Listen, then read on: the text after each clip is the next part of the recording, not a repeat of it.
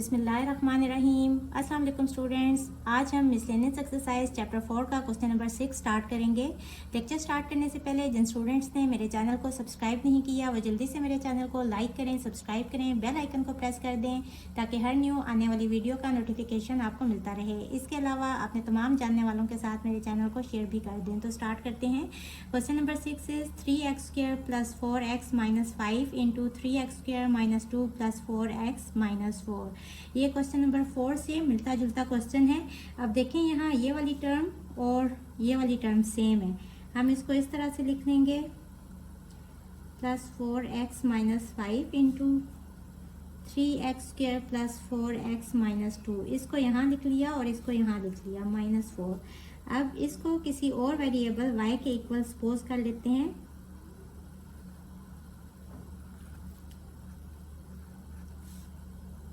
We have, ये हो जाएगा y - 5 × y - 2 -4। अब ये सिंपल इक्वेशन बन गई। अब इसको मल्टीप्लाई कर लेंगे और फैक्टराइज कर लेंगे। y × y - 2 -5 × y - 2 -4।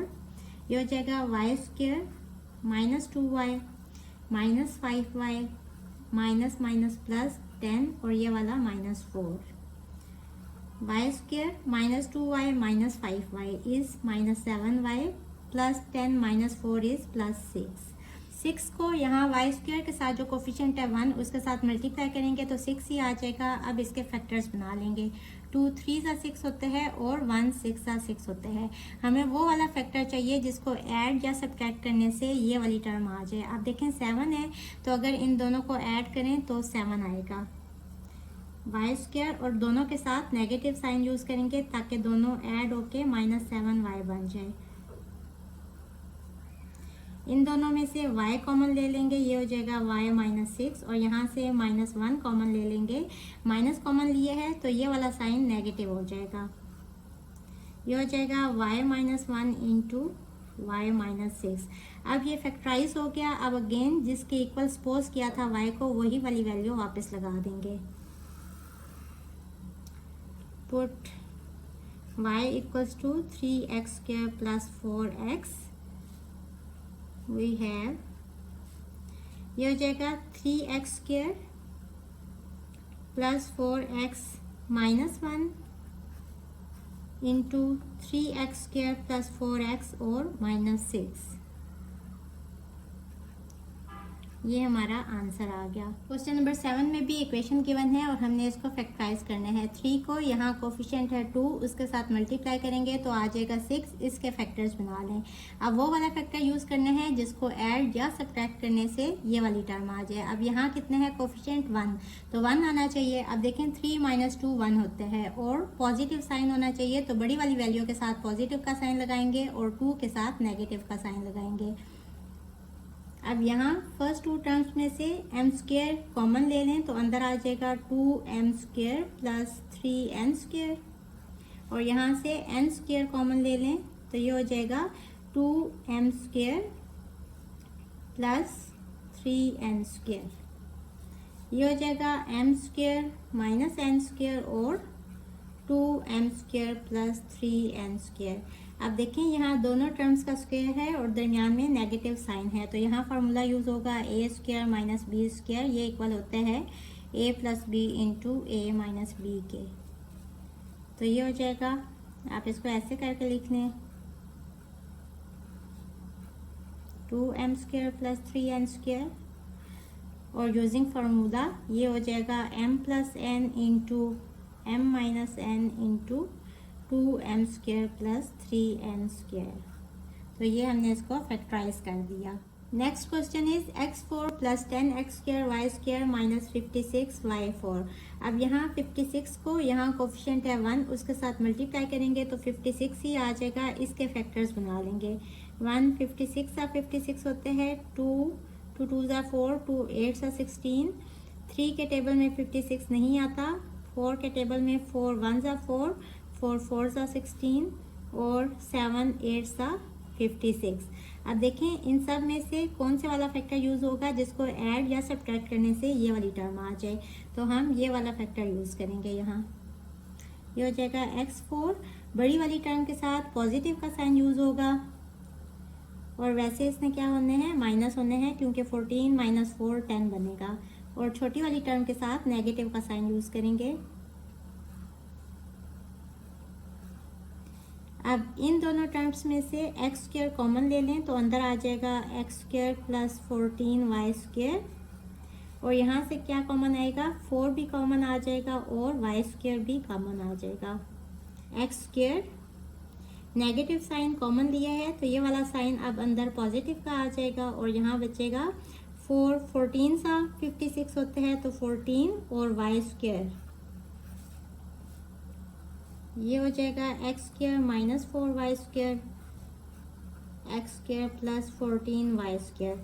अब ये तो मज़ीद फैक्टराइज नहीं हो सकता, लेकिन देखें यहाँ ये दोनों टर्म्स परफेक्ट स्क्वायर्स हैं और दरमियान में नेगेटिव साइन है, तो यहाँ यही फार्मूला यूज़ होगा a square minus b square वाला, which is equals to a plus b into a minus B.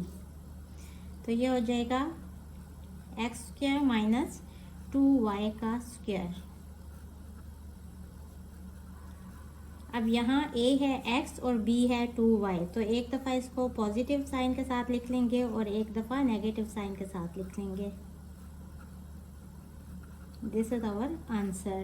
Question number 9 is x square plus 2ax minus bx minus 2ab।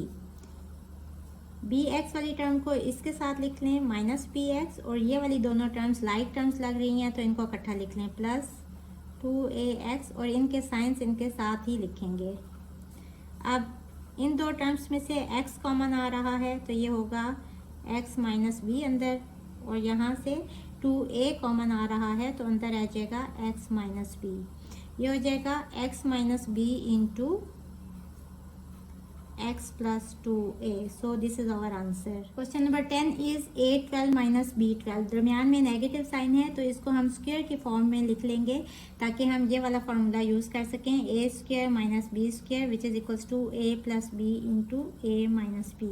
तो इसको इस form में किस तरह से स्प्लिट करेंगे, ये हो जाएगा a6 का स्क्वायर, इसको सॉल्व करें तो 6 2 12 ही आता है, और इसको हम लिख सकते हैं b6 का स्क्वायर। अब यहाँ a क्या है, a6 है, और b क्या है, b6 है, जो स्क्वायर के अंदर वाली टर्म है। तो ये हो जाएगा एक दफ़ा पॉजिटिव साइन के साथ a6 प्लस b6 और एक दफ़ा a6 माइनस b6। अब देखें यहाँ तो पॉजिटिव का साइन है तो ये वाला फार्मूला इस पे यूज़ नहीं होगा, इस पे हम क्यूब वाला फार्मूला यूज़ करेंगे। तो इसको हम ऐसे करके लिख लेते हैं a स्क्वायर का क्यूब प्लस b स्क्वायर का क्यूब,